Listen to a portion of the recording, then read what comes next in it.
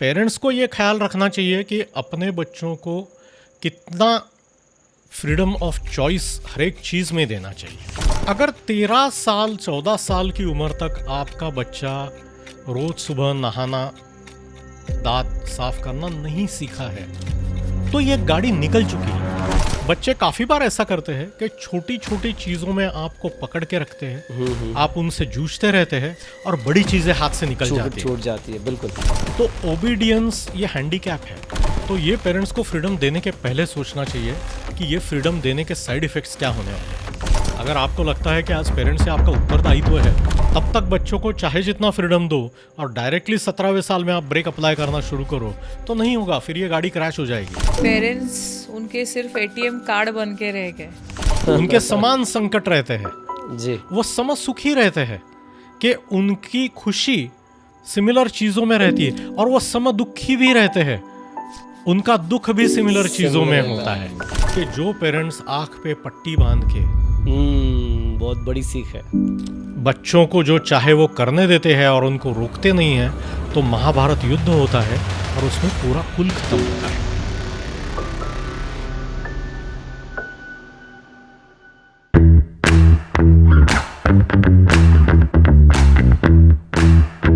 दोस्तों, हम आज फिर से बात करने वाले हैं पेरेंटिंग पर।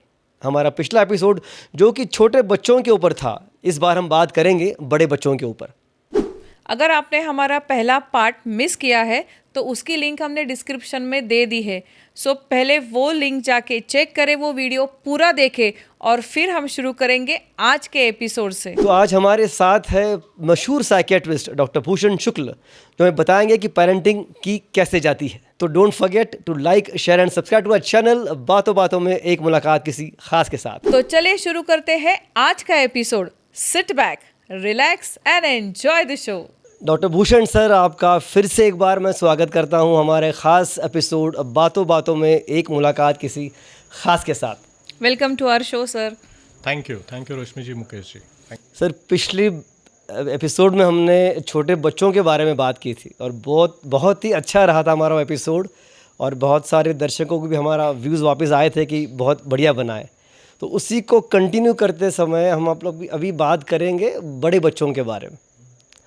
तो मैं आपसे पूछना चाहूँगा कि पेरेंटिंग जो हम लोग बात करने वाले हैं, पेरेंटिंग इन 70s वर्सेस 90s और अभी इस एरा में, इसमें फ़र्क कितना है, और अब चल के पेरेंटिंग के बारे में इतनी ज़ोर शोर से बातें क्यों हो रही है और इसकी ज़रूरत क्या आन पड़ी है? क्योंकि बच्चों के दिमाग घूमे हुए हैं इसलिए। इस सर को बताने दो।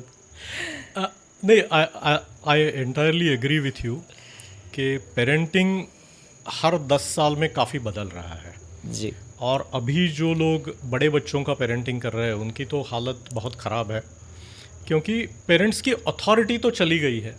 हम लोगों ने खुद होके ही वो अथॉरिटी थोड़ी थोड़ी करके छोड़ दी है, लेकिन हम पे एक्सपेक्टेशंस काफ़ी ज़्यादा है, हम पे रिस्पॉन्सिबिलिटी काफ़ी बढ़ गई है। तो रिस्पॉन्सिबिलिटी बढ़ गई और अथॉरिटी कम हो गई। तो ये लो बजट में बहुत बड़ा काम करने का, बहुत बड़ी फिल्म बनाने वाला जो कार्यक्रम है, वो पेरेंट्स के लिए बहुत डिफ़िकल्ट हो रहा है। तो आई एंटायरली एग्री विथ यू कि it is a difficult job now. तो इसे कंपेयर कैसे करेंगे 70s का पेरेंटिंग 80s का और अभी का? मतलब हमारे पेरेंट्स को तो किसी ने सिखाया नहीं है कि पेरेंटिंग ऐसे करते, उन्होंने कभी कोई वीडियोस नहीं देखे पेरेंटिंग के।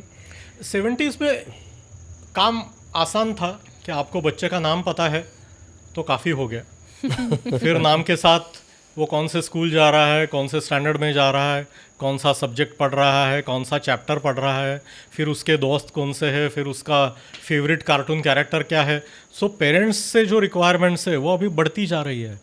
तो हमारे पेरेंट्स को या उनके पेरेंट्स को तो इतना काम था ही नहीं कि बस बच्चों को पैदा करो, खाना पीना खिलाओ, स्कूल भेजो और अपने आप सब मैनेज कर लो। बाकी उन पे भी परफॉर्मेंस प्रेशर नहीं था। कि बच्चा शादी तक पहुंच गया तो बहुत बड़ा तीर मार लिया। अभी जब तक बच्चा हार्वर्ड नहीं जाता तब तक पेरेंट्स के आत्मा को शांति नहीं मिलती और शायद उसके बाद भी नहीं मिलती। सही है सर। पेरेंट्स के इन सब बर्ताव की अभी बात तो करनी ही है कि क्लासेस और कंपटीशन इतनी ज़्यादा बढ़ गई है कि हर पेरेंट अपने बच्चों को घोड़े की तरह वो रेस में दौड़ाना चाहते। सभी पेरेंट्स को लगता है कि मेरे बच्चे को 90% से ज़्यादा तो मार्क्स आने ही चाहिए, उससे कम आए तो ख़त्म, वो किसी पेरेंट्स को बर्दाश्त होता, अरे मेरे बच्चों को इतने कम मार्क्स कैसे आ सकते, फिर वो सारा फ्रस्ट्रेशन निकालते हैं बच्चों पे कि तुम लोगों पे हम इतना खर्च करते हैं, स्कूल की फ़ीस, क्लास की फ़ीस, आपके बाकी के खर्चे, और इतना पैसे खर्च करने के बाद भी आप लोगों को मार्क्स नहीं मिलते, वो इसके बच्चे को इतने मिल रहे, उसके बच्चे को इतने मिलते हैं, शर्मा जी के बच्चे शर्मा जी के बच्चे ये को। शर्मा जी के बच्चों ने बहुत प्रॉब्लम करके रखा है, पूरे देश के लिए प्रॉब्लम क्रिएट किया है। तो क्या मतलब, क्या कुछ समझ में नहीं आता एक्चुअली कैसे डील करना चाहिए इन सिचुएशन से। तो फिलॉसफी में ऐसे कहा जाता है कि जो प्रश्न आप रिजॉल्व नहीं कर सकते उसके साथ रहना सीखना पड़ेगा, अच्छा, या उसकी तरफ अपना नज़रिया ही बदलना पड़ेगा। तो वो वाली बात है कि वैसे भी 90% लेके कुछ फ़र्क नहीं पड़ रहा है, तो इन 90% वालों का क्या किया जाए वो एक अलग बात है, लेकिन हर एक बच्चा अगर 90% के पास चला जाता है तो वो भी डिफ़िकल्टी है। क्योंकि अभी तो दिख रहा है कि फॉर एग्जांपल CBSE के 10th स्टैंडर्ड में हर साल 2-4 लाख बच्चों को 90% से ज़्यादा मार्क्स मिलते हैं। हाँ, इस बार तो हर बार ऐसा हो ही रहा है तो अभी फिलहाल। पूरे देश के प्रीमियम कॉलेजेस की कैपेसिटी भी नहीं है 2 लाख बच्चों को एकोमोडेट करे, तो मतलब 90% का कुछ मतलब नहीं रहा। तो ये 90% वाली जो शर्मा जी के बेटे वाली जो बात है उससे मुझे लगता है कि पेरेंट्स को कुछ तो भी अभी अलग ढूंढना पड़ेगा, उसके सिवा नहीं होगा उनका, क्योंकि ये पुरानी स्टोरी हो गई अभी। कंपैरिजन ही गलत है। ज़्यादा एक्सपेक्टेशंस ना रखे, 90 हो या चाहे 80 पढ़े या 70 हो, ऐसी आप बात कर रहे हैं कि एक्सपेक्टेशंस ज़रूर रखने चाहिए, क्योंकि बिना एक्सपेक्टेशन के तो काम होगा नहीं। लेकिन किस चीज़ के एक्सपेक्टेशन रखे ये इम्पॉर्टेंट बात है। कि हम सब लोग हमेशा धर्म कर्म की बात करते हैं, भारत में तो बिना गीता और रामायण के कुछ होता नहीं है, लेकिन कर्मण्येवाधिकारस्ते मा फलेषु कदाचन, इसको हम लोगों ने जितना इग्नोर किया है उतना शायद दूसरे दुनिया में किसी ने नहीं किया होगा। कि आप पढ़ाई ज़रूर करो, आप डिसिप्लिन से पढ़ाई करो, आप एक बिहेवियरल स्टैंडर्ड आपका मेंटेन करो, खुद की तबीयत का ख्याल रखो, दोस्तों का ख्याल रखो, और फिर उसमें जितने मार्क्स मिलेंगे उतने ठीक है। ये वाली बात इंपॉर्टेंट है। ये मैं नहीं कहना चाहता कि तुम कुछ भी मत करो, अय्याशी करो, जो होगा वो देखा जाएगा। That is not the right way of living life anyway, क्योंकि अल्टीमेटली रिस्पॉन्सिबिलिटी तो पेरेंट्स पे आएगी। बिल्कुल बिल्कुल। लेकिन बिहेवियरल एक्सपेक्टेशंस होने चाहिए, आउटकम एक्सपेक्टेशंस नहीं होने चाहिए।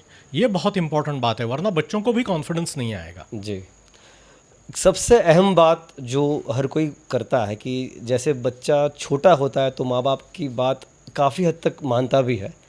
जैसे बच्चे बड़े होते हैं, यानी आप 10th के आसपास बोलो, तो बच्चों में ना एक थोड़ा सा बदलाव आता है कि वो माँ बाप की बात नहीं मानते। उनको लगता है कि ऐसा करके तो माँ बाप को अकल नहीं है, और माँ बाप को लगता है कि मेरे बच्चे में अकल नहीं है, मेरी बात नहीं सुनता, और हमेशा आर्ग्यू करता रहता है। बच्चों को लगता है दुनिया की सारी अकल उनको है, उनको और ही है। अपने माँ बाप को कुछ हाँ, नहीं माँ बाप समझता। अभी हो गए आउटडेटेड, उनको नया कुछ पता नहीं जो उनको पता है।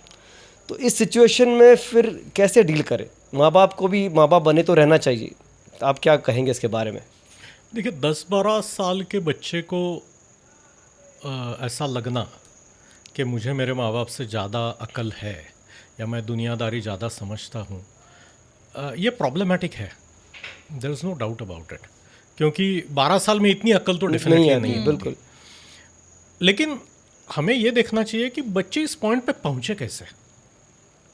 तो हम लोगों ने ही बच्चों को इतना सर पे चढ़ा के रखा है। हम जिस तरह से बच्चों को चॉइसेस दे रहे हैं, और जिस चीज़ में बच्चे को बिल्कुल समझ नहीं है, उन डिसीजन मेकिंग में भी बच्चे को पार्टिसिपेट करवा रहे हैं। अच्छा, let me give you an example. A lot of people may not like this, कि घर में जब 2 व्हीलर 4 व्हीलर आती है तो लोग बच्चों को लेके जाते हैं कि तू कलर चूज कर, तू बता कौन सा मॉडल लेना है, कि इम्पॉर्टेंट फाइनेंशियल डिसीजंस के कौन सा घर लेना है, बच्चे को कौन से स्कूल में डालना है, घर में कौन सी गाड़ी आएगी, इस बार हम हॉलिडे के लिए कहाँ जाएंगे, इसमें बच्चों को डिसीजन मेकिंग पावर दी जा रही है। तो और बहुत छोटे बच्चों को दी जा रही है। छोटे बच्चों को दी जा रही है। 4-5 साल के बच्चे को भी दुकान में लेके जाते हैं तो बच्चे को चॉइस रहता है कि मुझे चूज करना है क्या करना है। प्रॉब्लम चॉइस देने से नहीं है, लेकिन ये चॉइस देने के बाद बच्चे का खुद की तरफ से और खुद की ज़िंदगी की तरफ से रवैया बदलता है। बच्चे को लगता है कि मेरे पेरेंट्स मुझे ये चॉइस दे रहे हैं, मेरा चॉइस रिस्पेक्ट कर रहे हैं, तो मतलब मुझे ये सब समझता है. And lot of children go one step ahead कि ये मुझे पूछ रहे हैं मतलब इनको नहीं समझता, इसीलिए मुझे पूछ रहे हैं. Because lot of parents pretend that कि भाई तुम लोगों को गाड़ी का बहुत अच्छा समझता है तो तुम बताओ. बिल्कुल. तो they kind of outsource the decision making to children. तो अगर आप उनको इतनी पावर दे रहे हो, तो अगर वो पावर पकड़ के बैठे और बड़े पावर की मांग करे, तो ये तो बनता ही है ना, ये तो नैसर्गिक है. तो पेरेंट्स को ये ख्याल रखना चाहिए कि अपने बच्चों को कितना फ्रीडम ऑफ चॉइस हर एक चीज़ में देना चाहिए. सब में नहीं है, कुछ कुछ हो तो ठीक है, लेकिन हर बात अगर आप बच्चों को पूछ कर या उनके हिसाब से करते हो तो कभी ना कभी तो ये बच्चा नहीं, शायद हाँ, वो बिल्कुल ही नहीं होगा. यही समझेगा कि माँ बाप को ज़्यादा पता है नहीं, मुझसे पूछ रहे तो मैं हर बात में मेरी राय दूंगा. काफ़ी सारे बच्चों को इतना फ्रीडम रहता है कि वो घर में मोबाइल फ़ोन पिकअप करे, स्विगी जोमेटो वगैरह का ऐप में से खाना डायरेक्टली मंगवाए. काफ़ी सारे पेरेंट्स के क्रेडिट कार्ड या डेबिट कार्ड भी जो डायरेक्टली कनेक्टेड रहते हैं वो बच्चों को एक्सेसिबल रहते हैं. अगर इतना चॉइस और इतनी पावर आप छोटे छोटे बच्चों को दे रहे हो, एक हाथ पे हमारी ये बात है कि बच्चों को समझ नहीं है और दूसरे हाथ में हम उनके हाथ में पावर दे रहे हैं. तो जिसको समझ नहीं है उसके हाथ में अगर पावर आ जाए तो वो उसका सत्यानाश ही करेगा, गलत इस्तेमाल तो हो जाए. बिल्कुल करेगा. मतलब मेरे भी बच्चों के कुछ फ्रेंड्स हैं, वो लोग आज मन कर रहा है मंगाओ स्विगी जोमेटो से मंगाओ, आज मेरे हाथ में पैसे है, ऐप है, सब पेमेंट्स के कार्ड्स है, खुद की मनमानी. वहाँ पे वो लोग पेरेंट्स को पूछते भी नहीं कि शुड आई ऑर्डर दिस, ये नहीं होता है वहाँ पे, तो जो मर्जी करो. तो इसीलिए तो हम लोग इसको लाइन ऑफ कंट्रोल बोल रहे हैं ना आज. एलओसी टीनेज जो बोल रहे हैं उसकी वजह वही है कि ये कोई नैसर्गिक सीमा रेखा नहीं है, ये कोई पर्वत नहीं है, ये कोई नदी नहीं है कि इस तरफ हम और उस तरफ तुम. ये ज़मीन में खींची हुई लकीर है, इमेजिनरी लकीर है, जो हर एक साइड को चाहिए कि वो दूसरे की तरफ पुश करे. इसलिए दोनों मिलिट्री वहाँ खड़ी है और संघर्ष चल रहा है एलओसी पे. बिल्कुल बिल्कुल. लेकिन सर ये बच्चे तो थोड़ी छोटी छोटी भी बातें नहीं मानते. उनको रोज़ नहाने का भी कहना पड़ता है, खुद क्लीन रहो, अपनी रूम क्लीन रखो, या कपड़ों के तक क्या वो घर में पहनने के कपड़े हो, बाहर के हो, सब एक जैसा ही. मतलब ये एज अ पेरेंट वो तो I am not able to understand. वो जो जब वो अंडरस्टैंड नहीं हो रहा है तो वो टॉलरेट भी नहीं कर सक रहे कि छोटी बातें भी बच्चे नहीं सुनते. चलो बड़ी बातें उनको लगता है कि मेरी लाइफ है, मेरी चॉइस है. छोटी छोटी बातें भी जो पेरेंट्स डेली रूटीन में कहते हैं वो भी बस नहीं. तो अगर हम टीनेजर्स की बात कर रहे हैं रश्मि जी, तो हमें ये भी सोचना चाहिए कि ये जो हमारा ऑर्डर है, जितनी लंबी लिस्ट हम बच्चों को दे रहे हैं, क्या ये रीज़नेबल है? कि एक हाथ पे हम बोल रहे हैं बच्चे को कि ये तेरा रूम है, लेकिन ये तो मेरे स्टैंडर्ड से मेंटेन करेगा. ओके, ये तेरी बॉडी है, ये तेरे कपड़े हैं, लेकिन ये तू मेरे चॉइस से पहनेगा. अगर 13 साल 14 साल की उम्र तक आपका बच्चा रोज़ सुबह नहाना, दांत साफ करना नहीं सीखा है, तो ये गाड़ी निकल चुकी है. अगर आप इस गाड़ी को अभी पकड़ने की कोशिश करते हो तो ये नहीं होने वाला. आपके हर दिन की शुरुआत बहुत बड़े झगड़े से होने वाली है, होती है. और कितनी चीज़ें आप कंट्रोल करने का कोशिश करेंगे. तो मुझे लगता है कि अगर बच्चों की और पेरेंट्स की नहीं बन रही है, छोटे छोटे चीज़ों में संघर्ष हो रहा है घर पे, तो पेरेंट्स को एक रीजनेबल मिनिमम स्टैंडर्ड्स क्या है, डिज़ायरेबल क्या है और हाईली डिज़ायरेबल क्या है, 3 सेपरेट लिस्ट करनी चाहिए. अच्छा. और उस पे फोकस करना चाहिए, क्योंकि बच्चे काफ़ी बार ऐसा करते हैं कि छोटी छोटी चीज़ों में आपको पकड़ के रखते हैं, आप उनसे जूझते रहते हैं और बड़ी चीज़ें हाथ से निकल छूट जाती है. बिल्कुल सर, ये थोड़ा एग्जांपल देके समझाएंगे? 3 चीज़ें आपने जो बोला लिस्ट आउट करनी है, थोड़ा अच्छे से बताइए. तो आपको अगर चाहिए कि आपका बच्चा से फॉर एग्जांपल स्कूल में रेगुलर जाए,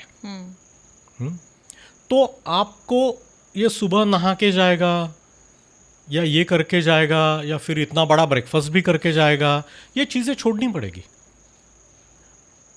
योर इंटेंशन इज करेक्ट, लेकिन अगर उसके बाजू में बेंच पे बैठने वाला बच्चा अगर बोलता है कि भाई तो आजकल नहाता नहीं है क्या, या उसको उसका कुछ निकनेम आ जाए ऑन दैट स्मेल, तो that is going to be more effective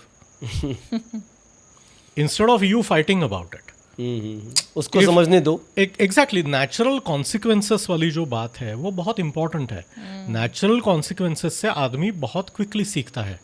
तो जिन चीज़ों में नेचुरल कॉन्सिक्वेंसेस डेंजरस नहीं है, कि आपका बच्चा 10वीं माले से कूद रहा है तो हाँ नेचुरल कॉन्सिक्वेंस बहुत डेंजरस है, लेकिन बिना ब्रश किए जा रहा है या बिना नहाए जा रहा है तो इसका नेचुरल कॉन्सिक्वेंस कोई बहुत बड़ा नहीं है।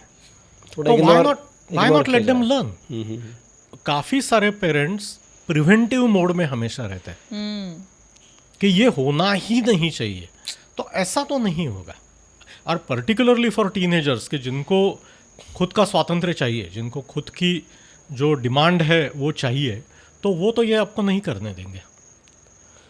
वही मैं कह रहा कि एक फ्रीडम देना और एक डिसिप्लिन लाना, इसमें एक बहुत बड़ा मैं कहूँगा कि ये कश्मकश है, ये बैलेंस कैसे किया जाए। कि हमें भी लगता है कि बच्चे थोड़े बहुत डिसीजंस खुद लेने चाहिए, लेकिन वो कब वो लाइन क्रॉस करके उस तरफ आ जाते हैं, जैसे एलओसी आपने कहा, फिर वो डिसिप्लिन वाली बात नहीं रहती। एज ए पेरेंट्स जब हम भी छोटे थे, हमको लगता है हम लोग हमारे पेरेंट्स की बात सुनते भी थे, एक डिसिप्लिन, एक कायदा कानून था।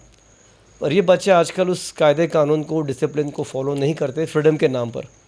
तो मुझे लगता है कि आपने ये जो पॉइंट डिसिप्लिन का जो बोला है, ये बहुत अहम मुद्दा है यहाँ पे, क्योंकि काफ़ी सारे इंडियन पेरेंट्स के मन में डिसिप्लिन और ओबीडियंस, इसमें कुछ फ़र्क नहीं है। उनको लगता है कि हम जो बोल रहे हैं वो बच्चे करे, इससे डिसिप्लिन बोला जाता है। वो ओबीडियंस है, वो डिसिप्लिन नहीं है जी। डिसिप्लिन ये शब्द ही आधा है, पूरा शब्द है सेल्फ डिसिप्लिन। जो अंदर से आए, जो आदमी खुद चालू रखे, उससे डिसिप्लिन कहते हैं। कि अगर रेड सिग्नल है तो आप अगर वहाँ पे रुकते हो खुद होके, कि वहाँ पे ट्रैफिक हवालदार नहीं है, रात के 11 बजे है, फिर भी आप खड़े हो क्योंकि सिग्नल रेड है, तो आप में डिसिप्लिन है। जब ट्रैफिक पुलिस वहाँ पे खड़ी है और आप रुकते हो, तो इसे ओबीडियंस कहा जाता है। तो पेरेंट्स को पहले ये डिसाइड करना चाहिए कि हमें ओबीडियंस चाहिए या हमें डिसिप्लिन चाहिए। मेरे हिसाब से as a psychological growth measure कि पर्सनालिटी की डेवलपमेंट की अगर बात हो रही है, तो ओबीडियंस ये हैंडीकैप है। अगर आपको कुछ भी चीज़ बोली जाए और आप वो सुन लेते हैं, तो आपको हैंडीकैप है। अगर आप खुद होके कुछ मैनेज कर सकते हो, तो then you are more disciplined and you are likely to be more successful in life. You are likely to achieve something. Discipline होना, या आप जैसे खुद की बात होती है, सेल्फ डिसिप्लिन है जी। Perfect. क्योंकि समझिए कि आपका बच्चा लेट उठता है और आपकी वो सब पूरी लाइन लगी हुई है कि ब्रश करो, नहाओ, बाल बनाओ, फिर इतना ब्रेकफास्ट करो, फिर ये करो, वो करो, फिर स्कूल में जाओ। तब तक स्कूल की बस अगर निकल जाती है तो कोई तो भी उठ के बच्चे को वहाँ तक छोड़ने के लिए जाता है। तो child should skip school on that time, कि अगर आप टाइम पे तैयार नहीं होते हो तो आप स्कूल नहीं जा सकते। तो ये अगर नेचुरल कॉन्सिक्वेंस नहीं है, और फिर आप झूठी नोट नहीं डालने वाले हो कि मेरे बच्चे को कल बुखार था, प्लीज़ अलाउ हिम। नहीं, let the school discipline your child, क्योंकि हम खुद तो डिसिप्लिन नहीं करते, हम दूसरों को भी नहीं करने देते। जब बच्चा गलती करता है और स्कूल उसके लिए कुछ पनिशमेंट देता है, तो पेरेंट्स उसके बीच में आड़े आ जाते हैं। सही स्कूल को भी डिसिप्लिन नहीं लगाने देते, बोलते कि नहीं नहीं, मेरे बच्चे, स्कूल बोलता है कि आप 3 बार लेट आए हो, आपके इस टर्म में 5 मार्क्स काटे जाएंगे। तो पेरेंट्स तो ऐसा रिएक्ट करते हैं कि जैसे उनके घर में खून हुआ है। तो अगर नेचुरल कॉन्सिक्वेंस बच्चे को नहीं मिला, तो वो बच्चा कभी नहीं सुधरेगा। सर, ये बच्चों को फ्रीडम चाहिए, मतलब ये बोलते ना हमें फ्रीडम चाहिए, आप हमें हमेशा कंट्रोल मत करो, ये मत करो, वो मत करो। Exactly what they mean by freedom, और ये पेरेंट्स ने कैसे समझना चाहिए कि फ्रीडम चाहिए, मतलब बच्चों को exactly what they expect from parents. Freedom की बात यह है कि फ्रीडम थोड़ा अंडे और ऑमलेट जैसा है। कि एक बार अंडे का ऑमलेट हो गया तो आप ऑमलेट का फिर से अंडा नहीं बना सकते। तो ये पेरेंट्स को फ्रीडम देने के पहले सोचना चाहिए कि ये फ्रीडम देने के साइड इफ़ेक्ट्स क्या होने वाले हैं। दुनिया में हर एक चीज़ के साइड इफ़ेक्ट होते हैं, बिना साइड इफ़ेक्ट की कोई चीज़ नहीं है। माँ के प्यार का भी साइड इफ़ेक्ट होता है। वो वाली बात है जो दूसरे जनरेशन को देखना पड़ता है। तो ये वाली जो बात है ये पहले समझनी चाहिए कि आपने फ्रीडम दे दिया और फिर आपने रोना धोना शुरू कर दिया कि भाई हमने तो फ्रीडम दिया और तुमने तो बर्बाद कर दिया, तो ऐसा नहीं चलेगा। इफ़ यू फील रिस्पॉन्सिबल, अगर आपको लगता है कि आज पेरेंट्स से आपका उत्तरदायित्व है कि आपका बच्चे का टर्न आउट कैसा है, आपका बच्चा कैसा बर्ताव करता है, तो फ्रीडम आपको ग्रेजुअली देना चाहिए। काफ़ी सारे पेरेंट्स पूरा फ्रीडम दे देते हैं और फिर झगड़ के एक एक छोटा टुकड़ा वापस लेने की कोशिश करते हैं। बात ऐसी नहीं चलती। ये अपने लिए बहुत इंपॉर्टेंट बात है। और दूसरी एक जो क्रिटिकल इशू है इसमें वो ये है कि आप फ्रीडम किसे बोलोगे, स्वातंत्र्य किसे बोलोगे और मनमानी किसे बोलोगे। कि बच्चे अगर मनमानी कर रहे हैं तो वो बच्चों को बताना पड़ेगा, कॉन्फिडेंटली बताना पड़ेगा। वहाँ डर के नहीं चलेगा कि भाई तुम्हें स्वातंत्र्य दिया था, ये आप जो कर रहे हैं ये मनमानी है। बराबर। अगर मैंने आपको 50 रुपये, 100 रुपये, 500 रुपये पॉकेट मनी कबूल किया है और आपको पॉकेट मनी दे रहे हो, लेकिन अगर आपको 500 रुपये का जाके सिगरेट पी रहे हो, दारू पी रहे हो, या बाहर से आप खाना खा के आते हो, घर में आपके लिए खाना पड़ा है वो वेस्ट हो जाता है, तो ये मनमानी हो गई। अगर आप मनमानी करते हो तो फ्रीडम विल बी विड्रॉन। बराबर, ये बात भी समझानी चाहिए। या then you stop getting your privilege. तो फ्रीडम एज लॉन्ग एज आप माँ बाप के घर में रह रहे हो, आप उनके पैसे से उनके आपकी ज़िंदगी चल रही है, तो फ्रीडम इज़ अ प्रिविलेज। बराबर। फ्रीडम कोई आकाश से गिरने वाली चीज़ नहीं है कि जो हर एक को मिल जाए, वो बारिश नहीं है। फ्रीडम की बात निकली तो मैं सिर्फ आपसे जानना चाहूँगा पेरेंट्स की तरफ से भी कि कौन सी ऐसी चीज़ें हैं जिसमें हम लोग बच्चों को फ्रीडम दे सकते हैं। अभी बहुत बार करियर डिसाइड करना हो बच्चों का, बच्चा अगर इतना सक्षम या फोकस्ड ना हो कि उसे अपनी ज़िंदगी में आगे क्या करना है। बहुत बार बच्चे होते हैं फोकस्ड, कुछ होते हैं कि उनको right from 5th standard 6th मुझे ये बनना है वो बनना है, लेकिन बहुत बार बच्चों की निर्णय लेने की क्षमता इतनी होती नहीं है। तो फ्रीडम उन्हें कि चल तेरी ज़िंदगी है, जा जी ले अपनी ज़िंदगी, जो तेरे को करना है वो कर। पर जबकि हमको पता है कि उस विषय में या उस सब्जेक्ट में उसका करियर शायद बने ना बने, तो तब एज अ पेरेंट इस करियर चूजिंग में पेरेंट की रिस्पॉन्सिबिलिटी क्या होनी चाहिए? क्या उन्हें पूर्ण फ्रीडम देना चाहिए बच्चों को, या बच्चों का भविष्य क्या होगा और कौन से विषय में होगा ये आपको तय करना है? ये जो सवाल है ये हर एक सोशियो इकोनॉमिक स्ट्रेटा के लिए इसका अलग आंसर है। अच्छा। आपके पास पैसा जितना ज़्यादा है उतना आपके बच्चों को फ्रीडम ज़्यादा मिलने वाला है, क्योंकि freedom essentially is freedom to waste time. अगर आपके पास करोड़ों रुपए पड़े हुए हैं और आपका बच्चा 2-4 साल एक आध डिग्री करके फिर दूसरी डिग्री के लिए भी 2-4 साल बाद जा सकता है और उससे कुछ फ़र्क नहीं पड़ता आपको, तो आपके बच्चे को वो फ्रीडम है। अगर आपके पास उतना पैसा नहीं है तो आपके बच्चे का वो फ्रीडम चला जाता है। तो फ्रीडम ये कोई एब्सोल्यूट बात नहीं है कि जो हर एक के पास, ये कोई वोट नहीं है कि हर एक को एक मिलेगा कि आप एक वोट डाल सकोगे, ऐसा बिल्कुल नहीं है। बड़े और छोटे बच्चों के साथ भी ये फ़र्क हो जाता है क्योंकि आपकी आर्थिक स्थिति बदलती है। दूसरी सबसे बड़ी बात है कि बच्चे के पर्सनालिटी पे ये डिपेंडेंट है कि कोई बच्चे खुद होके ही सेल्फ रेगुलेशन अच्छा खासा कर लेते हैं, उनका सेल्फ अवेयरनेस काफ़ी अच्छा रहता है, तो उनको ज़्यादा फ्रीडम मिलता है। कोई बच्चों का ट्रैक रिकॉर्ड होता है गलत डिसीजंस लेने का, तो शायद उनको फ्रीडम कम देना पड़े। और दोनों बच्चों में शायद इसमें डिफरेंस है, तो एक को किसी चीज़ में फ्रीडम मिलेगा, दूसरे को किसी चीज़ में फ्रीडम मिलेगा।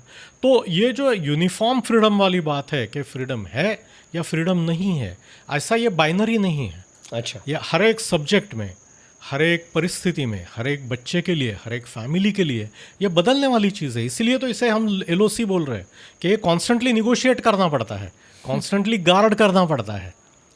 दूसरी जो बात आपने कही कि क्या बच्चों को ये फ्रीडम होना चाहिए खुद की ज़िंदगी के लिए, तो इसमें एक सबसे अहम बात है कि पेरेंट्स जो सोचते हैं वो सेफ्टी से सोचते हैं कि अगर तुम ये करते हो तो क्या तुम्हारा दाना पानी बना रहेगा। हमने जिस लाइफस्टाइल की आपको आदत दी है, क्या आप वो लाइफस्टाइल मेंटेन कर सकोगे इस एजुकेशन से, ये पेरेंट्स की चिंता रहती है। इसलिए उनका जो एडवाइस रहता है वो हमेशा सेफ्टी ड्रिवन एडवाइस रहता है। और हमें ये भी समझना चाहिए कि ये जो सेफ्टी ड्रिवन एडवाइस है ये मिडिल क्लास की क्वालिटी है। अच्छा। जो एक्चुअली सीरियसली रिच लोग हैं उनका एडवांस ये रिस्क ड्रिवन रहता है, क्योंकि उनको पता है कि बिना रिस्क के लाइफ में कुछ मिलता नहीं है, तो वो बच्चों को रिस्क लेना सिखाते हैं। और जो डरे हुए लोग हैं, पर्टिकुलरली जो मिडिल क्लास है, वो बच्चों को सेफ्टी सिखाते हैं। तो अगर आप बच्चों को सेफ्टी वाले डिसीजन लेने की बात कर रहे हो करियर वगैरह के बारे में, तो आपके पास पैसे कितने भी हो, माइंड से आप मिडिल क्लास हो। तो ये पक्की बात है। दूसरी बात ये होती है कि बच्चे की ज़िंदगी पे एक्चुअली हक किसका है, क्योंकि फिर से हक की बात वही हो गई कि मेरे पास 10 रुपए की नोट है, ये मेरी 10 रुपए की नोट है, तो मैं इससे जाके कुछ खरीदूंगा, भगवान के चरण में डाल दूंगा या फाड़ के फेंक दूंगा। तो क्या मुझे ये फाड़ के फेंकने का अधिकार है या नहीं? तो ये हर एक फैमिली का अपना अपना डिसीजन रहेगा। शायद बच्चों का कुछ तो भी अलग व्यू रहेगा, लेकिन फिर बच्चों को ये क्लियरली बोलना पड़ेगा कि भाई तेरी एजुकेशन के लिए, तेरी लाइफ के लिए ये बजट रखा है। अगर तू ये पूरा बजट इस एक चीज़ में ख़त्म करता है तो इससे बाकी कुछ नहीं होने वाला, बाकी चीज़ों के लिए पैसा बचता नहीं है, तो फिर मांगेगा तो नहीं मिलेगा ये पैसा। बराबर। ये जो क्लियर बात है ये बेझिझक बच्चों के साथ करना ज़रूरी है।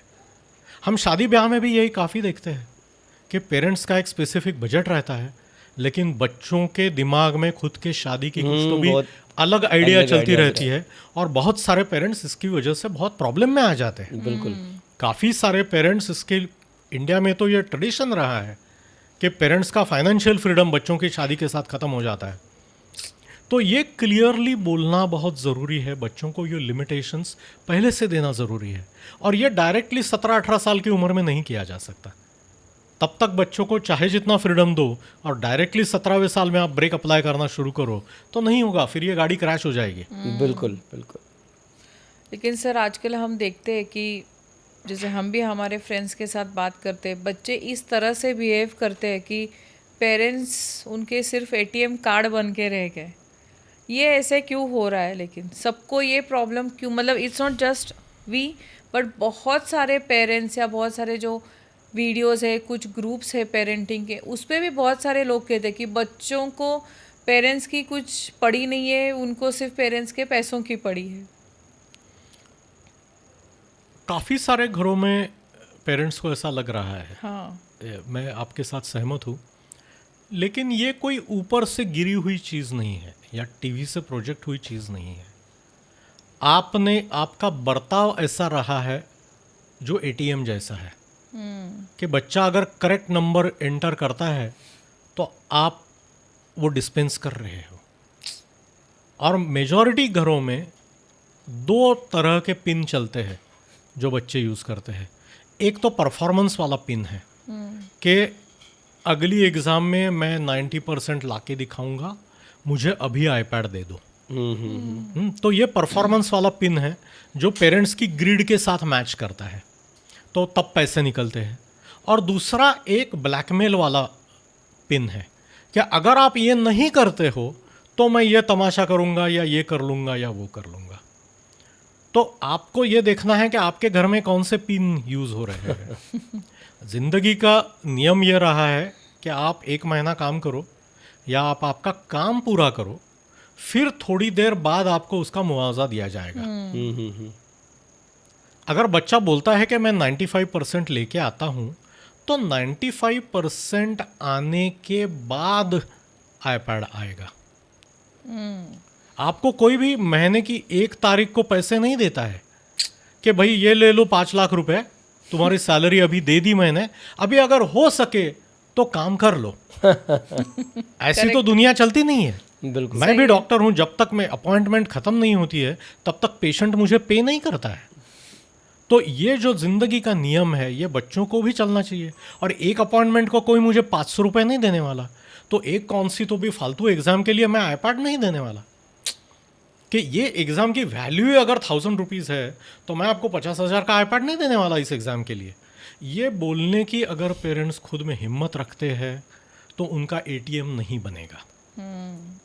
दे have to treat themselves more like bank managers in money terms. कि आप पहले खुद की एबिलिटी प्रूव करो, आप अपफ्रंट कितना दे रहे हो उतना बोलो, पेपर वर्क दिखाओ, फिर ग्रेजुअली पैसा रिलीज होगा। 3 माले बन गए 10% रिलीज़ हो गया, 7 माले बन गए और 50% रिलीज़ हो गया, पोजीशन के टाइम पे 100% रिलीज़ होगा।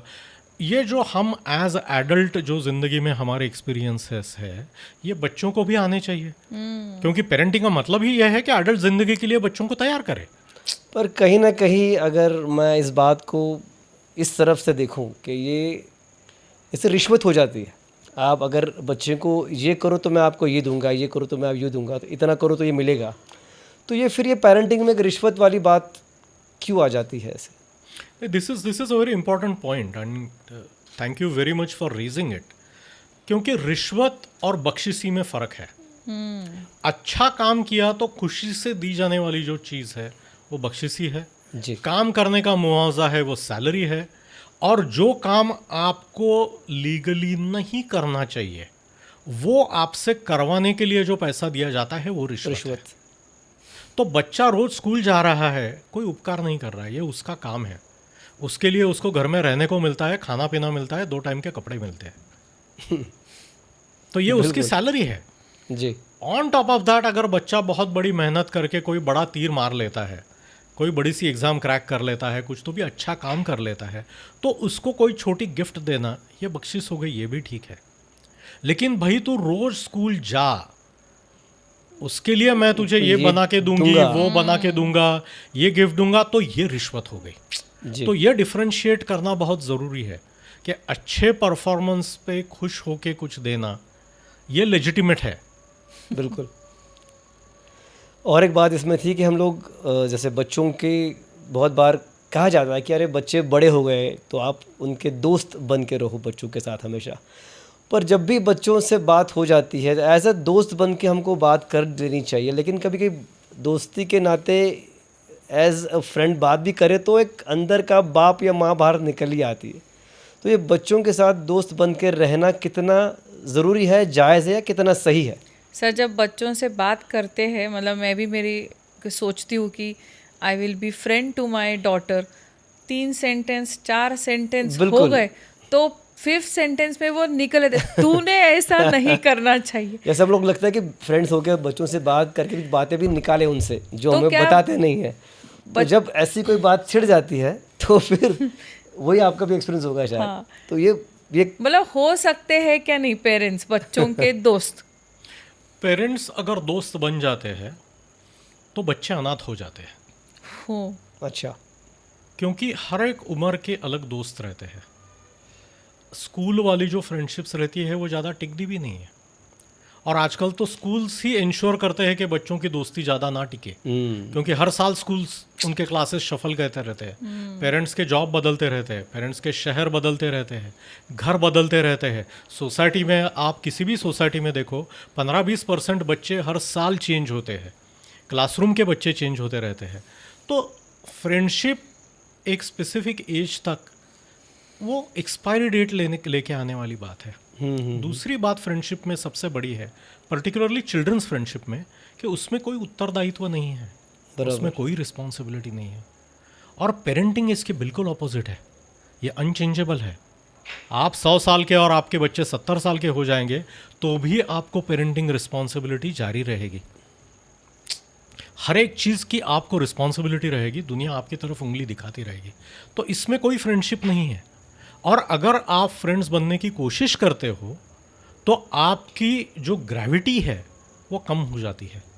अच्छा। आप फ्रेंडली हो सकते हो, फ्रेंडली का मतलब क्या है कि मेरा बच्चा मेरे साथ खुल के बात कर सकता है। यहाँ पेरेंट्स के फ्रेंडलीनेस की लिमिट है। अगर मेरा 15 साल का बच्चा मेरे साथ बैठ के बात कर रहा है और माँ बहन की गाली दे रहा है तो ये फ्रेंडलीनेस की लिमिट क्रॉस हो गई। बिल्कुल। ये उसको दूसरों के साथ करना चाहिए या नहीं ये तो अलग बात है, लेकिन माँ बाप के साथ तो डेफिनेटली नहीं। बैठा दिया, बैठो साथ में शराब पियो, सिगरेट पियो, ऐसे भी होते हैं। अगर आप महाराष्ट्र जैसे स्टेट में रहते हो कि जहाँ दारू पीने का बच्चे का जो एज लिमिट है वो डिपेंडिंग ऑन द अल्कोहल 21 या 25 है, और अगर आप 18 को बच्चे को दारू दे रहे हो खुद के साथ बैठा के, तो आप गलती कर रहे हो। इसमें कोई दोस्ती नहीं है, क्योंकि ऐसे ही दारू पिलाने वाले दोस्त अगर वो बनाता है तो आपको प्रॉब्लम हो जाएगा। फिर वो आप क्यों कर रहे हो? तो ये जो फ्रेंडलीनेस है ये ठीक है, लेकिन अगर आप जेन्युइन फ्रेंड्स बनने की कोशिश करते हो तो आप बहुत बड़ी गलती कर रहे हो, क्योंकि दोस्त जो होते हैं वो समवयीन होते हैं। कोई संस्कृत वर्ड्स है दोस्ती बताने के, तो वो समवयीन होते हैं, वो एक काल में रहते हैं, वो समकालीन रहते हैं कि उनके एस्पिरेशंस, उनके टाइम जोन सेम रहते हैं। बिल्कुल। ओके, वो समव्यसनी रहते हैं, उनके समान संकट रहते हैं जी। वो सम सुखी रहते हैं कि उनकी खुशी सिमिलर चीज़ों में रहती है, और वो सम दुखी भी रहते हैं, उनका दुख भी सिमिलर चीज़ों में होता है। पेरेंट्स ये सब नहीं है, इसके लिए अलग लोग हैं। जैसे 90 साल का कोई पर्सन मेरा दोस्त नहीं बन सकता, वैसे मैं भी किसी 15 साल वाले का दोस्त नहीं बन सकता। मैं फ्रेंडली हो सकता हूँ, बातें सुन सकता हूँ अप टू अ लिमिट, लेकिन उससे आगे ये दोस्ती नहीं जाएगी। सर, ये दोस्ती की जब बात करते हैं तो अभी एक कंसिडर ऐसे कर लेते कि बच्चे और अपने पेरेंट्स दोनों में थोड़ा फ्रेंडली रिलेशनशिप है। बहुत बार बच्चे कुछ ऐसे उटपटांग बातें आके माँ बाप को बताते हैं, कुछ बातें पसंद आती भी है, और मैक्सिमम टाइम्स तो कुछ बातें बच्चे ऐसे बताते कि वो माँ बाप के पल्ले नहीं पड़ती। बट ऐसे टाइम में माँ बाप ने कैसे रिएक्ट करना चाहिए? क्या हर बच्चे की बात पे उन्हें समझाना, लेक्चर देना ज़रूरी है, या कैसे कर सकते हैं हम लोग इस पे रिएक्ट? मुझे लगता है कि आजकल किसी को इतना टाइम भी नहीं मिलता है कि हर एक बात आप इतनी विस्तार से बताए और बच्चा बैठे कि सुने। ऐसा तो आजकल कोई होता नहीं है। कंप्लेन उल्टी होती है कि बच्चों को टाइम ही नहीं रहता है सुनने का। 2 सेंटेंस बोल दिए तो बच्चे उठ के चले जाते हैं। तो आपके पास बहुत लिमिटेड टाइम है। काफ़ी बार बच्चे ये जो चीज़ें बताते हैं आपको, ये सिर्फ थॉट लेवल की होती है। काफ़ी बार वो आपको टेस्ट भी करते हैं कि मेरे एक फलाने दोस्त ने ऐसा कहा, मेरा फलाना दोस्त है जो दारू पीता है, तो उसका रिएक्शन कैसे हाँ, तो आपका रिएक्शन कैसे रहेगा, इस पे बच्चे डिसाइड करेंगे कि आगे की इन्फॉर्मेशन आपको देनी भी है या नहीं। जो पासवर्ड उन्होंने डाला है, आप जो आंसर देने वाले हो, वो पासवर्ड है। बिल्कुल। अगर वो पासवर्ड मैच होता है तो ही वो आगे का द्वार खोलेगा, वरना वो द्वार नहीं खुलेगा आपके लिए। तो मुझे लगता है कि particularly in this day and age parents को ये लिसनिंग कैपेसिटी डेवलप करनी चाहिए कि बच्चा क्या बोल रहा है, ये बात विस्तार से सुन ले, उसे 4 क्वेश्चन पूछ के, नॉन जजमेंटल क्वेश्चंस पूछ के उनको ये सब विस्तार से बताने दे, और फिर ये देखे कि बच्चा सलाह मांग रहा भी है या नहीं। क्योंकि as a doctor I know that कि शादी ब्याह में बाजू में कोई बैठा है और पूछ रहा है कि आप डॉक्टर हो तो ये बोल दो, तो ऐसे काम नहीं होता। उसके लिए क्लिनिक आना पड़ता है, पेपर निकालना पड़ता है, उस चेयर में बैठ के एग्जामिनेशन करना पड़ता है, तभी काम होता है। तो ये भी ध्यान रखना चाहिए कि अगर आपको बच्चा पूछ रहा है कि भाई ऐसे सिचुएशन में मैं क्या करूं, तो सलाह देना ठीक रहेगा। बिना पूछे जो सलाह दी जाती है उसकी कोई वैल्यू नहीं होती। और आप आपके कार्ड्स खुले कर रहे हैं तो बच्चा तो फिर बिल्कुल ही सब देख के फिर आगे की मूव करेगा। बच्चों को तो कुछ लेक्चर सुनना ही नहीं है माँ बाप का, क्योंकि लेक्चर तो किसी को भी नहीं सुनना है। मैं अगर पकड़ के आपको लेक्चर देता हूँ तो आप कहाँ सुनने वाली है? कोई नहीं सुनता, कोई किसी का लेक्चर नहीं सुनता। इतने बड़े बड़े एक्टर्स हैं, वो भी अगर अच्छे कपड़े पहन के, अच्छे सेट्स लेके, अच्छी स्टोरी लेके आते हैं तो हम उनकी बात 1 आध घंटा सुन लेते हैं, वरना हम तो उनकी भी बात नहीं सुनते। एग्जैक्टली।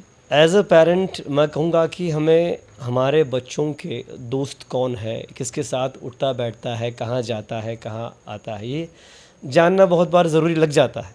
ख़ासकर जब कोई लड़की हो हमारी, तो कभी कभी सुबह हम लोग मोबाइल चेक कर लेते हैं उनका, या फिर कोई ऐसी बात कर लेते हैं तो उनका कहना होता है कि ट्रस्ट नहीं किया मुझ पर आपका भरोसा नहीं किया। तो ट्रस्ट इशू जो होता है तो उसका डील कैसे करें? एज अ पेरेंट तो मेरी जिम्मेदारी है, और मुझे ये स्वाभाविक है कि मैं मेरी बच्चों की जिम्मेदारी लेता हूँ, तो वो उनके साथ कुछ गलत ना हो जाए, ये भी मेरा देखना है। तो ऐसे में ट्रस्ट इशू का एक बहुत बड़ा आता है कि हम पर भरोसा नहीं करते, हमारा फ़ोन चेक करते हो, हमसे बार बार पूछते हो आप कहाँ हो, कब जाओगे, कब आओगे। इससे कैसे निपटा जाए? एज अ पेरेंट ये आपकी रिस्पॉन्सिबिलिटी भी बनती है कि आपका बच्चा कहाँ है और क्या कर रहा है, इसकी आपको कम से कम ब्रॉड आइडिया होनी चाहिए। इसमें कोई गलत बात नहीं है, क्योंकि कुछ भी गड़बड़ हो जाए तो उसका बिल तो आपके नाम से निकलेगा, बिल्कुल, और उसकी जो तकलीफ होगी वो भी आपको ही झेलनी पड़ेगी। लेकिन ये सब कंस्ट्रेंट्स बच्चे जब बहुत छोटे हैं, जब आपकी बातें सुन रहे हैं, तभी से ये पोजीशन में होने चाहिए। आपने काफ़ी सारे साल बच्चे को कुछ नहीं पूछा है, और अब आप सडनली 13, 14 साल, 15 साल की उम्र में ये रिस्ट्रिक्शंस डालने हाँ, वाले पर तब बच्चे तभी बड़े होते हैं, उम्र उनकी तभी नहीं, puberty बच्चे तो बताओ ही ग्रेजुअली बढ़ते हैं ना, बच्चे ग्रेजुअली बढ़ते हैं। तो तभी से अगर ये कंट्रोल रहे कि बच्चा 8 साल का है, अगर आप उसको 8 साल के बच्चे को वैसे भी मोबाइल फ़ोन खुद का नहीं देना चाहिए, लेकिन अगर उसके हाथ में जा रहा है तो विथ दिस कंडीशन जाएगा कि इसका अगर आप पासकोड डाल रहे हो तो पासकोड मुझे मालूम होना चाहिए जी, अगर आपका फ़ोन लॉक रहता है तो आपके पास फ़ोन नहीं रहेगा। बिल्कुल, एक स्पेसिफिक उम्र तक इसके पासकोड मेरे पास रहेंगे। बात यह है कि टेक्नोलॉजी की मदद से बच्चे काफ़ी सारे कॉन्वर्सेशंस ऑलरेडी अंडरग्राउंड करते हैं। हाइड कर सकते हैं। उनके अलग ब्राउज़र्स होते हैं, सीक्रेट टैब्स होते हैं, सीक्रेट फाइल्स होते हैं, Private accounts. Exactly private accounts होते हैं। काफ़ी सारे ऐप्स ऐसे हैं कि जिसमें आप एक बार मैसेज आपने भेजा तो वो इरेज हो जाता है, वो वहाँ टिकता नहीं है।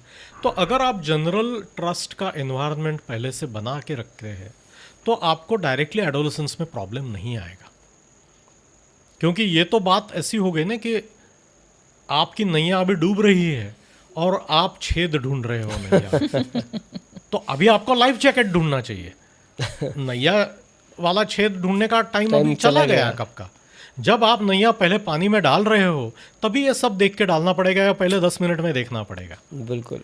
तो सर बच्चों के फ़ोन चेक करें या ना करें? करने का तो दिल करता है बहुत कि देखिए वो क्या कर रहे हैं।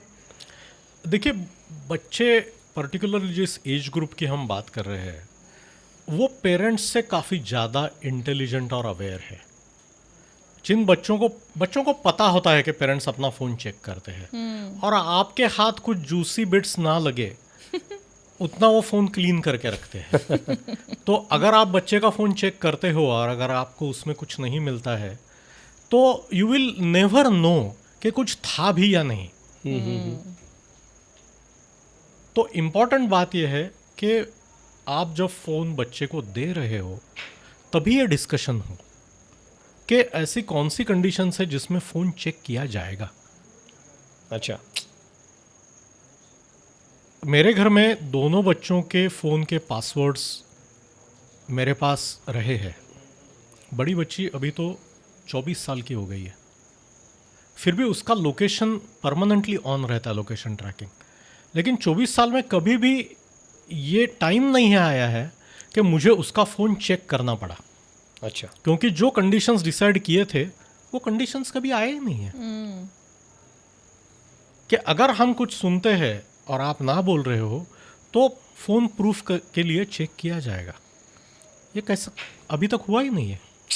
तो ये जो कंडीशंस है कि in which see look at it this way कि एक इंडिपेंडेंट सिटीजन है और आप गवर्नमेंट हो। गवर्नमेंट किसी के भी घर में कभी भी घुस के कुछ भी चेकिंग नहीं कर सकते। बराबर। उनको कुछ तो भी रीजनेबल प्रूफ चाहिए, फिर वो जज के पास जाके वारंट लेके आएंगे तभी वो घर में घुस सकते हैं। वरना आप पुलिस को बोल सकते हैं कि भाई आप आईडी दिखाओ, वारंट दिखाओ, वरना हम दरवाज़ा नहीं खोलने वाले। तो ये बच्चों का भी हक बनता है। तो there have to be clear conditions कि प्राइवेसी ब्रीच कब होगी, और जब वो प्राइवेसी ब्रीच होती है तो आपका हक बनता है आप बच्चों को बताएं कि भाई आपने कंडीशन ब्रेक की है, ये रहा वारंट, फ़ोन दिखाओ। सर, ट्रस्ट की हम लोग बात कर रहे थे और फ़ोन चेकिंग की बात कर रहे थे, तो एक बच्चों का हमेशा कहना रहता है कि डोंट इन्वेड माय प्राइवेसी। मेरा कुछ अपना है उसमें आप इंट्रूड ना करो तो बेहतर होगा। तो जिस बच्चों को हमने पढ़ाया, लिखाया, बड़ा किया और हमने हमारा कुछ उनसे छुपाया नहीं, प्राइवेट नहीं रखा, तो बच्चे अपनी प्राइवेसी वाली बात करते हैं तो एज अ पेरेंट हमें बुरा लगता है। और दूसरा ये होता है कि कभी कभी ऐसा लगता है कि हमारे बच्चे हमसे नफरत करते हैं। Can a child hate the parents? ऐसा कुछ तो होता भी है। पहली जो प्राइवेसी वाली जो बात है ये तो पूरी दुनिया में बहुत बड़े डिबेट का विषय रहा है क्योंकि हर बार गवर्नमेंट को चाहिए कि वो सब कुछ एक्सेस करे और लोगों को चाहिए कि गवर्नमेंट को सब इन्फॉर्मेशन ना हो। गवर्नमेंट बोलती है ये आपके सिक्योरिटी के लिए है, और लोग बोलते हैं कि आप तो पावर ऐंठ रहे हो। तो security versus privacy has always been a battle जो पूरी दुनिया में चल रही है, सब एज ग्रुप्स के लिए चल रही है। तो जो अगर आपके घर में चल रही है तो कुछ अलग नहीं हो रहा है। तो बात ये रहती है कि जैसे हमने फ़ोन के बारे में बात की कि प्राइवेसी के लिमिट्स क्या है, वो एज के मुताबिक बदलते जाएंगे। और ये भी हमें समझना चाहिए कि at certain age children will need privacy. और हर बार बच्चा प्राइवेसी क्लेम कर रहा है, इसका मतलब ये नहीं कि वो कुछ गलत बात कर रहा है। पेरेंट्स का एजम्पशन ये रहता है कि ये दरवाज़ा बंद कर रहा है, कुंडी ताला लगा रहा है, इसका मतलब है छिपाने जैसा कुछ तो भी है, कुछ गलत हो रहा है। 90% ऑफ द टाइम छिपाने के लिए कुछ नहीं होता वहाँ पे। हमने जो 15 साल की उम्र में किया था वही बच्चा 15 साल की उम्र में कर रहा है। लेकिन हमारे मन में खुद की 15 साल की उम्र, इसका बहुत एक रोमांटिक पिक्चर रहता है जो रियलिटी से बिल्कुल मायने नहीं रखता। इनफैक्ट हम लोगों को 15 साल की उम्र में जितना फ्रीडम था उतना शायद बच्चों को नहीं है, पर्टिकुलरली फॉर बॉयज़। कैसे? क्योंकि हमारे हाथ में फ़ोन नहीं था, उसमें लोकेशन नहीं था। सुबह घर से निकल गए तो रात वापस आने तक आप कहाँ थे ये आपको ना कोई पूछने वाला था, ना स्कूल घर में फ़ोन करके बता रहा था। बिल्कुल, आप आपकी साइकिल पे बैठ के निकल गए तो निकल गए। ये वाली जो बात है ये काफ़ी बड़ी बात थी जो आजकल पेरेंट्स को ध्यान में नहीं आ रही है कि आपके बच्चे पैदल या साइकिल पे आजकल कहीं नहीं जा सकते बिना व्हीकल। हमने सिटीज़ इतनी गंदी बनाई है कि हम अपने बच्चों को फ्रीडम ऑफ मूवमेंट तक नहीं दे सकते। तो ये बच्चे क्या जाएंगे और क्या करेंगे? तो ऐसा नहीं है कि आजकल ही फ्रीडम मिल रहा है। मुझे लगता है कि हम लोगों को काफ़ी ज़्यादा फ्रीडम था, पर्टिकुलरली फ्रीडम ऑफ मूवमेंट, बिल्कुल, जो आजकल के बच्चों को नहीं है। दोस्तों के साथ क्या बात कर रहे हैं किसको पता नहीं था। ऐप ही नहीं था तो ट्रैक क्या करेंगे? वो वाली भी तो बात है। तो ये जो प्रिवेसी है उसके लिमिट्स पहले दिन से बताने चाहिए और ये ग्रेजुअली रिलीज भी होने चाहिए, क्योंकि बच्चों को नीड ऑफ प्रिवेसी बढ़ती जाएगी। जैसा बच्चा बढ़ता जाएगा वैसे ही नीड बढ़ती जाएगी। दूसरी बात जो आपने कही वो हेट की कही कि can children hate their parents. I think hatred is a very normal human emotion. अगर आपने आज तक ज़िंदगी में कभी हेट्रेड परसीव नहीं किया है तो मुझे लगता है कि आप अभी तक खुल के जिए नहीं हो। भगवान की तरफ से भी हमें हेट्रेड कभी कभी हो जाती है ना कि मैंने ऐसा क्या गलत किया था जो तूने ये मेरे सामने लाके रख दिया। हमारा धर्म ये कहता है, हिंदू धर्म कहता है कि हम भगवान से झगड़ा कर सकते हैं। भगवान हमारा दोस्त बन सकता है, हमारा दुश्मन बन सकता है, हमारी उसके साथ झगड़ा हो सकता है, हमारी भगवान के साथ शादी भी हो सकती है, प्यार भी हो सकता है, भगवान हमारा बच्चा बन सकता है, भगवान हमारा माँ बाप भी बन सकता है। तो अगर ये सब इमोशंस भगवान के लिए है तो पेरेंट्स के लिए क्यों नहीं? क्योंकि हमने शुरुआत ही इसकी ऐसे की थी कि पेरेंट्स तो भगवान का रूप होते हैं। तो जो हम भगवान के साथ करते हैं वो सब पेरेंट्स के साथ कर सकते हैं।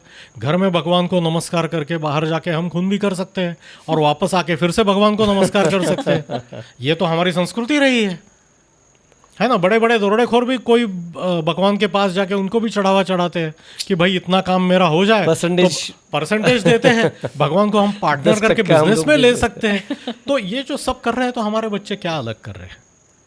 हमें सिर्फ ये चाहिए कि दुनिया और हमारा बर्ताव कैसा भी हो, बच्चे का मेरे साथ बर्ताव बिल्कुल 100% अच्छा ही होना एकदम शुद्ध होना चाहिए। तो ऐसा शुद्ध अभी दुनिया में कुछ नहीं रहा। सर आजकल तो बच्चों को सब चीज़ें जल्दी चाहिए होती है।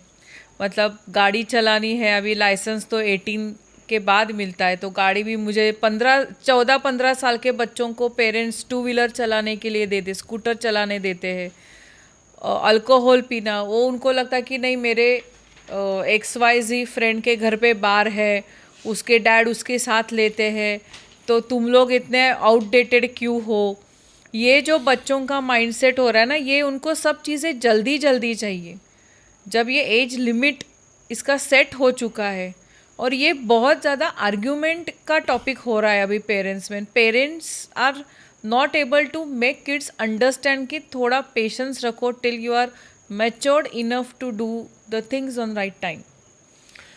रश्मि जी, आई थिंक ये जो बात है ना, आर्ग्यूमेंट वाली, इसमें थोड़ा प्रॉब्लम है कि ये चीज़ें सब डिमांड करना बच्चों का काम है और वो अपना काम कर रहे हैं और उनके चिल्लाते रोते हुए भी ये उनको ना देना, ये अपना काम है जो अपने को करना चाहिए। कि सिर्फ बच्चा आर्ग्यूमेंट कर रहा है तो उसको इल्लीगल चीज़ नहीं मिलनी चाहिए। बराबर। और इसका एक ज़्यादा डीपर मीनिंग है कि parents are the first law in child's mind. अच्छा। घर का कायदा हम हैं, घर की गवर्नमेंट हम हैं। जब आप बच्चों को एक लॉ ब्रेक करना सिखाते हो या परमिशन दे देते हो तो बच्चा किसी भी लॉ से डरने वाला नहीं है। जब आप बच्चे को ये कॉन्फिडेंस दे देते हो कि तुम 16 साल में तुमको कार चाहिए, तुम बहुत झगड़ रहे हो मुझसे, तो ले लो ये कार, मेरा पीछा छुड़ाओ। और जब बच्चे को पुलिस पकड़ता है या कुछ गड़बड़ होती है तो तुम वो कवर अप करने के लिए भी जाते हो, तो तुम बच्चे को सीख दे रहे हो कि तुम जो चाहिए वो करो, मैं तुम्हें मदद करता रहूँगा। फिर अगर आपके बच्चे गाड़ी क्रैश करते हैं या खुद क्रैश हो जाते हैं तो इसके लिए जिम्मेवार सिर्फ आप ही होंगे। बिल्कुल। क्योंकि लॉ के हिसाब से 16 साल के बच्चे को क्रिमिनल रिस्पॉन्सिबिलिटी नहीं है। कितने सारे केसेस में ये देखता हूँ न्यूरोलॉजिस्ट से आते हुए कि 14, 15, 16 साल के बच्चे टू व्हीलर लेके जाते हैं, एक्सीडेंट करते हैं, हेड इंजरी हो जाती है, परमानेंट डैमेज हो जाता है। बिल्कुल। और पेरेंट्स को पूछा तो पेरेंट्स बोलते नहीं, वो हमारी बात सुनता ही नहीं। जिद कर रहा था तो हमने दे दी। तो अगर आपके बच्चे की जिद के सामने खड़े रहने की आप में हिम्मत नहीं है तो ये शायद ये शब्द आपको बहुत हार्श लगेंगे, बहुत क्रूर लगेंगे, लेकिन ये मैं पब्लिक फोरम में कहना चाहता हूँ कि अगर बच्चे को हार्म से प्रोटेक्ट करने का आप में मसला नहीं है, आप में वो हिम्मत नहीं है, तो आपने बच्चे क्यों पैदा किए? क्योंकि पेरेंट्स को कॉन्स्टेंटली चैलेंज करना, ये एलओसी पेरेंट्स की तरफ पुश करते रहना, ये बच्चों का काम है, ये उनका नेचर है, ऐसे ही हम बढ़ते रहे हैं। तो ये अपना काम है, ये रिस्पॉन्सिबिलिटी है, ये अनप्लेजेंट है तो भी करना पड़ेगा। जब बच्चा बीमार होता है तो बच्चे को दवाई हम पकड़ के पिलाते हैं, छोड़ थोड़ी देते हैं कि बच्चा चिल्ला रहा है, रो रहा है तो दवाई छोड़ दिया नहीं, ऐसा होता नहीं होता। तो ये रिस्पॉन्सिबिलिटी है, ये कड़वी दवा है, ये बच्चे को पीनी पड़ेगी।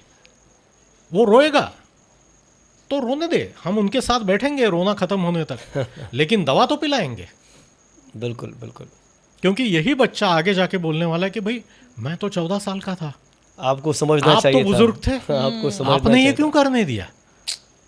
सर हमने काफ़ी सारी बात की कि बच्चे जिद करते हैं, सुनते नहीं, लेकिन बहुत बार ना बच्चे भी ऐसे कि आप ही ऐसे हो, मेरे दोस्त के माँ बाप तो उसको सब अलाउ करते हैं, उसको फ्रीडम बहुत है, लेकिन अपने घर में ये प्रॉब्लम है। तो इसका फिर सोल्यूशन क्या है? वैसे वापस वही बात आई कि शर्मा जी का बच्चा तो वैसे कर रहा है, शर्मा जी कुछ नहीं बोल रहा है, तो ये बात फिर कैसे हैंडल की जाए? मुकेश जी, इस प्रॉब्लम की शुरुआत किसने की?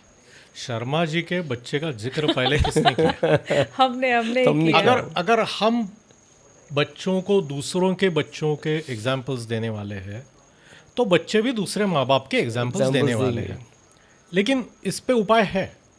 अगर बच्चा कोई ग्रॉसली गलत चीज़ के लिए आपको प्रेशराइज कर रहा है और बोल रहा है कि मेरे सब दोस्त ये करते हैं, तो ये एज अ पेरेंट्स अपना काम बनता है कि बच्चे को बताए कि भाई तुम्हारे दोस्त गलत है, ये कोई डेमोक्रेसी नहीं है कि 51 लोगों ने बोल दिया तो गवर्नमेंट बन गई। ओके, ये रिस्पॉन्सिबिलिटी की बात है। और वैसे भी डेमोक्रेसी 18 साल के बाद चलती है, खुद के पैसे पे चलती है, दूसरे के पैसे पे नहीं चलती। तो एक तो इस घर का नियम है जो मैं बनाता हूँ, ये क्यों नियम है यह आपको समझना है तो मैं बैठ के आपको समझा सकता हूँ। अगर आपको पसंद नहीं है, बैड लक। इस घर में यही चलता है, एज सिंपल एज दैट। कि कैलिफोर्निया में वीड लीगल हो गया है, लेकिन इंडिया में नहीं हुआ है। यहाँ वीड के साथ पकड़े जाओगे तो चक्की पिसिंग एंड पिसिंग, बराबर, और your parents spending lakhs and lakhs of rupees to manipulate the system. Exactly. तो कैलिफोर्निया में कुछ तो भी हो गया है, इसका मतलब ये नहीं कि पुणे में होगा, इंडिया में होगा। यहाँ का लॉ यहाँ चलता है, वहाँ का लॉ वहाँ चलता है। आप खुद की औकात बनाओ, कैलिफोर्निया चले जाओ, पूरी ज़िंदगी वीड फूको, हमें कोई प्रॉब्लम नहीं है, खुद के पैसे से कुछ भी करो। लेकिन ये यहाँ नहीं होगा। ये वाली जो बात है वही बात घर के रूल्स पे भी चलती है कि my home my rules. My rules. या फिर बोल दो शर्मा जी को आपको गोद ले ले और वही जाके रहो। वो भी है। अगर आपके शर्मा जी ये सब अलाउ करते हैं तो ये ले लो, ब्लैंक पेपर साइन करके दिया है, शर्मा जी के पास चले जाओ। ये बहुत हार्श हो गया, लेकिन एक clear uncompromising stand on illegal things ये पेरेंट्स को लेना ही चाहिए। चाहे बच्चे हेट भी करें, लेकिन आपको उनकी भलाई के लिए कभी ना ये कभी हमारा- स्ट्रॉन्ग हाँ। डिसीजन लेना ज़रूरी है। ये हमारा काम है। अगर महाभारत से हम एक बात सीखें तो ये है कि जो पेरेंट्स आँख पे पट्टी बांध के बहुत बड़ी सीख है। बच्चों को जो चाहे वो करने देते हैं और उनको रोकते नहीं है, तो महाभारत युद्ध होता है और उसमें पूरा कुल खत्म होता है। सर्वनाश तो होना ही है। होना ही है। तो अगर आपको धृतराष्ट्र बनना है तो आप बनिए, लेकिन बाद में ये मत कहिए कि किस्मत ने हमें ये क्या दिन दिखाए, बिल्कुल क्योंकि आंखें आपने बंद करके रखी है। सही बात है। सर अभी पेरेंटिंग की बात हो गई, फाइनेंस की बात हो गई, पेरेंट्स को आई मीन आर्ग्यूमेंट सब बात हो गई। एक मेन इम्पोर्टेंट बात रहेगी जो बॉलीवुड सिखा रही है बच्चों को, रोमांटिक रिलेशनशिप्स। कि अभी 12-13 साल का बच्चा है तो वो भी बिंदास बोलते हैं I am in a relationship. कितनी अक्ल होती है उसमें कि I am in a relationship का मतलब क्या है। और इतने इनके रोमांटिक रिलेशनशिप्स होते हैं, उनको गर्लफ्रेंड होनी ही चाहिए, बॉयफ्रेंड होना ही चाहिए। क्या माइंडसेट लेके चलते हैं ये बच्चे और क्या फॉलो करते हैं? रश्मि जी, आई थिंक बहुत सारे पेरेंट्स को मैं बहुत मायूस करने वाला हूँ। शायद वो काफ़ी गुस्सा भी करने वाले हैं ये उत्तर सुनने के बाद, क्योंकि हम एडल्ट्स जो है, हमने जो दुनिया बनाई है, क्योंकि हम लोग जो देखते हैं, जिस पे पैसा खर्च करते हैं, जिसको अटेंशन देते हैं, वही चीज़ें और बनती जाती है। ये तो मार्केट रियलिटी है। चाइल्डहुड का सेक्सुअलाइजेशन हमने किया है। छोटे छोटे बच्चों को ये ऐसे कपड़े पहना के उन गानों पे फैमिली फंक्शन में भी डांस नचवाना, बिल्कुल। ये तो हमारा काम है ना, ये तो हम कर रहे हैं। तो अगर बच्चे उस सेक्सुअलाइजेशन को सीरियसली लेना शुरू करते हैं तो इसमें क्या फिर से बच्चों का ही दोष है? घर में नेटफ्लिक्स हम ला रहे हैं, हम में से कोई भी ये नहीं बोल रहा है कि ये चैनल हमारे घर में नहीं चलेगा, क्योंकि हम बच्चों से बहुत डरे हुए हैं। बच्चों के हाथ में अनलिमिटेड इंटरनेट हम दे रहे हैं, तो बच्चे तो उनकी अकल से जो एक्सेस करना है वो करेंगे। पूरे चाइल्डहुड का हम सेक्सुअलाइजेशन कर रहे हैं और फिर हम बोल रहे हैं कि बच्चे ये सब करे लेकिन एक्शन में कुछ ना लाए, तो ऐसा तो होने वाला है नहीं। और दूसरी जो बात है कि प्यूबर्टी जल्दी आ रही है, फिजिकल बच्चे ज़्यादा जल्दी बड़े हो रहे हैं अभी फिलहाल, और फाइनेंशियल इंडिपेंडेंस और शादी की उम्र आगे चलती जा रही है। हाँ। तो ये जो बीच में लंबा गैप 10-15 साल का जो गैप चल रहा है, तो बच्चे क्या इसमें ब्रह्मचर्य करें? और क्या हम उनका ब्रह्मचर्य बना रहे, इसके लिए जो कंडीशंस लगती है वो कंडीशंस दे रहे हैं उनको? सर क्या बात कर रहे हो आप? ये रियलिटी की बात कर रहा हूँ, क्योंकि नेचर तो अपना काम करेगा, नेचर तो शांत नहीं बैठने वाला। और दूसरी ये भी बात है कि अगर बच्चे रोमांटिकली कनेक्ट होने की बात कर रहे हैं तो उनका मतलब है कि उनका रोमांस पे भरोसा है, उनके मन में आशा है कि ज़िंदगी में प्यार हो सकता है, रोमांस हो सकता है। तो पेरेंट्स कह के हमने कुछ तो चीज़ ठीक की है कि अगर अभी तक बच्चों का रिलेशनशिप्स पे भरोसा बना रखा है हमने, तो हम भी एज अ कपल कुछ अच्छे एग्जांपल्स दे रहे हैं उनको। मैं थोड़ा सा असहमत उस बारे में हूँ कि हम लोग जब रिलेशनशिप की बात करते हैं तो हम लोग मोर कमिटमेंट रहता है, कमिटेड रहता है। लेकिन आजकल के बच्चों तो तू नहीं सो और सही, और नहीं तो और सही, ये फ्रीक्वेंसी बच्चों की चेंजेबिलिटी ऑफ माइंड ये ज़्यादा बढ़ गई है, ऐसा मैंने देखा है। एज अ साइकेट्रिस्ट आप शायद उस पर ज़्यादा ये जो मोरालिटी की आप बात कर रहे हैं, हर एक शहर में बहुत बड़ी वेश्याव्यस्ती है। सो तो है, हजारों सालों से रही है। बिल्कुल। हाँ, बड़े बड़े लोगों के extra marital affair, office affair, ये वो, इस पे सीरियलें बन रही हैं, मूवीज़ बन रहे हैं, लाखों करोड़ों रुपए कमा रहे हैं। हम किसके मोरालिटी की बात कर रहे हैं? ये बात भी सही है। हमें सिर्फ ये चाहिए कि मोरालिटी का बर्डन छोटे छोटे बच्चे उठाए, और हम तो जो कर रहे हैं वो हम जारी रखें। बिल्कुल। और काफ़ी सारे लोगों को ऐसा लगता है कि भाई हम नहीं कर रहे हैं तो ठीक है। आप आपके बच्चे के अकेले पेरेंट्स नहीं हो, पूरी दुनिया आपके बच्चे को इन्फ्लुएंस कर रही है। तो दुनिया में जो चल रहा है वो आपके घर में तो घुसने वाला है। आप दरवाज़ा बंद करके तो नहीं बैठे हो, आपने बच्चे को किसी कैप्सूल में तो नहीं रखा है। तो ये सब इन्फ्लुएंस आने वाला है। और ये रिलेशनशिप वाली भी जो बात है, मैं ये कहना चाहूँगा कि आजकल जो लोग पेरेंट्स बन के ऐसा बात कर रहे हैं कि हम बहुत दूध से धुले हुए हैं, इनकी प्रॉब्लम यह है कि ये जब 15 साल के थे ना तो उनको ज़िंदगी में चांस नहीं मिला। ये इनका दुख है। ये अपने बच्चों से जेलस है।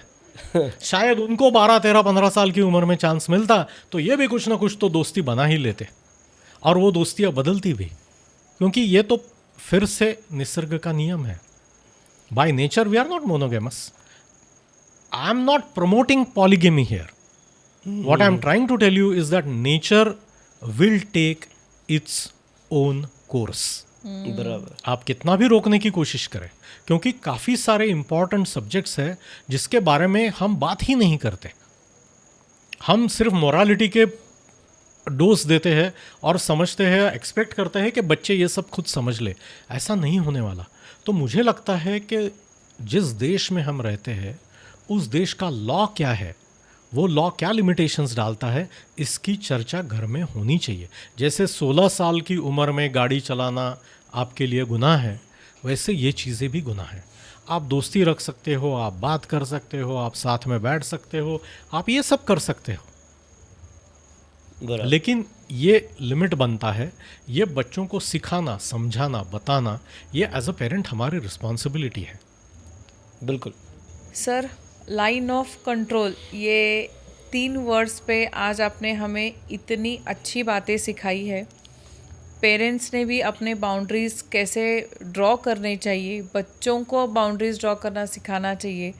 फ्रीडम एंड डिसिप्लिन में जो थिन लाइन ऑफ डिमार्केशन है, उसे कैसे खुद पेरेंट्स ने समझना है और बच्चों को सिखाना है। इतनी अच्छी बातें आपने आज कही है। But as a protocol of our podcast, I would like you to give one take away message उन सारे पेरेंट्स के लिए जिनके बच्चे अभी टीनेज में है और जो ये सारे स्ट्रगल्स फेस कर रहे हैं, उनके लिए एक टेक अवे मैसेज आपकी तरफ से। टेक अवे 2 पॉइंट्स है। पहला पॉइंट तो ये है कि लॉ ऑफ द लैंड जो है, भारत का जो कायदा है, उसका आप सम्मान करना बच्चों को सिखाएं। क्योंकि अगर आप लॉ की लाइन क्रॉस करते हो तो आपके लिए प्रॉब्लम क्रिएट होने वाली है। आज नहीं तो कल ये आपको बाइट करेगा, और इसका ध्यान रखना बहुत ज़रूरी है। और पेरेंट्स घर का पहला लॉ है, तो पेरेंट्स को भी वो ये लॉ मेंटेन करना पड़ेगा। ये पहली बात।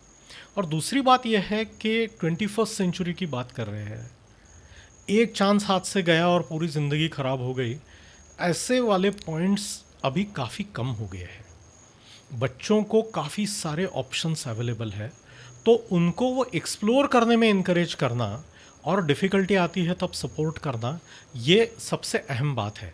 जो पेरेंट्स बच्चों को एक्सप्लोर करने में सपोर्ट करेंगे, उन पेरेंट्स की और बच्चों की अच्छी बनी रहेगी। क्योंकि ज़िंदगी में डिफ़िकल्टी तो आने वाली है, और इन डिफ़िकल्टियों में ये बच्चे आपके पास आके मदद मांगेंगे। वरना अगर ये रिलेशनशिप टूट गया तो वो दूसरे किसी के साथ मदद मांगेंगे, दूसरे किसी के पास मदद मांगेंगे, और फिर आपको ठीक नहीं लगेगा। तो ये रिलेशनशिप बनाए रखना बहुत ज़रूरी है। भूषण सर, आपका बहुत बहुत शुक्रिया। आज बहुत सारी नॉलेज भरी, ज्ञान भरी इनसाइट्स हमें मिली है आज, और आंखें खोल दी वैसे आपने हमारी भी, कि पेरेंट्स हमने क्या करना चाहिए और हम लोग कैसे बच्चों को ब्लेम करते, जबकि उन चीज़ों की रिस्पॉन्सिबिलिटी, जिम्मेदारी ज़्यादातर हमारी होती है। और मैं मानता हूँ कि हमारे दर्शक भी इस बात से बहुत खुश हुए होंगे कि कैसा करना है और क्या करना है, इस बात का नॉलेज उनको आज मिल गया है। तो आपका फिर से एक बार बहुत बहुत शुक्रिया, और भविष्य में आगे और भी हमारे पेरेंटिंग पॉडकास्ट रहेंगे, इस आशा के साथ मैं आपका बहुत बहुत धन्यवाद करता हूँ। Thank you so much sir for being here. बहुत बढ़िया पॉडकास्ट हुआ है। पेरेंटिंग पे वीडियो देखने वाले सारे पेरेंट्स को ये एक ही वीडियो ने मुंह तोड़ जवाब दे दिया है कि पहले खुद के अंदर झांकना सीखो, पहले खुद कहाँ गलत करते हो वो देखो, तो अपने आप फिर ये रिलेशनशिप बिल्ड करने में कुछ चीज़ें गलत हो रही उसे रेक्टिफाई करने में मदद होगी। Once again thank you so much for your time and your valuable knowledge. और आगे भी बहुत सारे एपिसोड्स के लिए आप यहाँ आएंगे हमारे साथ, ऐसे में आशा करती हूँ। Thank you so much. Thank you very much. Wish you happy and safe parenting. Thank you so much.